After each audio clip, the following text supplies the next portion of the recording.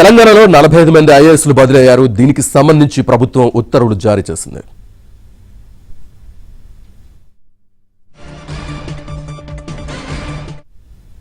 ఇంకా తెలంగాణలో ఐఏఎస్ల బదిలీకి సంబంధించి పూర్తి డీటెయిల్స్ మా కరెస్పాండెంట్ నరసింహరావు అందిస్తారు. నరసింహరావు.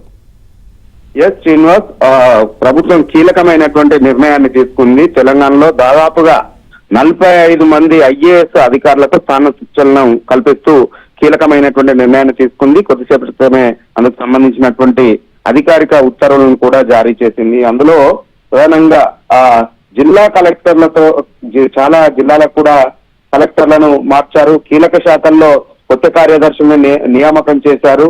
ఈ మార్పుల్లో భాగంగా, ఈ బదిలీల్లో భాగంగా పరిశ్రమలు, ఆర్థిక, రెవెన్యూ, సామాజిక సంక్షేమ శాఖల్లో కూడా ఆ శాఖ అధిపతులు, శాఖ కార్యదర్శుల్ని మార్చారు.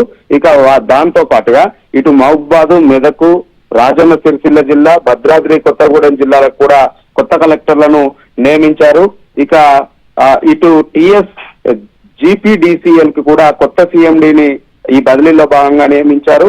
ఇక ఢిల్లీ తెలంగాణ భవన్ కు అద్వైత్ కుమార్ సింగ్ ను బదిలీ చేశారు, అక్కడ రెసిడెంట్ కమిషనర్ గా. అదే విధంగా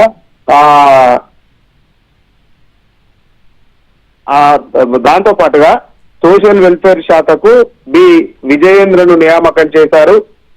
పరిపాలన అవసరాల దృష్ట్యా ప్రభుత్వము ఈ విధమైనటువంటి కీలకమైనటువంటి నిర్ణయాన్ని తీసుకుంది.